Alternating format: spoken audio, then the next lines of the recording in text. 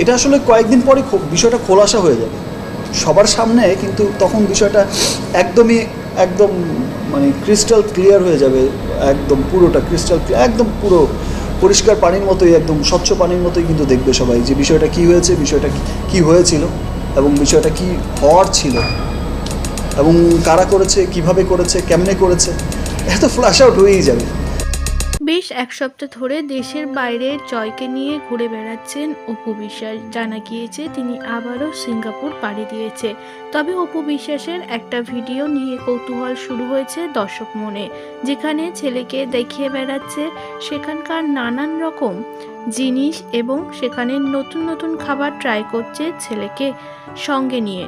কিন্তু পাশে একজন বসে রয়েছে। কে সেই ব্যক্তি? সেই কি অপু বিশ্বাসের গোপন বয়ফ্রেন্ড, সিঙ্গাপুরের গোপন প্রেমিক ফিরদৌস? এবার অবশেষে এই বিষয় নিয়ে মুখ খুলেছে শাকিব খানও। শাকিব খান জানিয়েছে কে কি করেছে না করেছে সবটাই পরিষ্কার আসবে, আর কিছুদিনের মধ্যেই সবটাই জলের মতো ক্লিয়ার হয়ে যাবে। অপু বিশ্বাস যে কত বড় ধোঁকাবাজি করছে সকলের সঙ্গে সেটা সে আগে থেকেই জানে। সে সকলের সামনে বলে বেড়ায় যে সাকিবই তার সব, সাকিবের সঙ্গেই সুন্দরভাবে সংসার করতে চায়।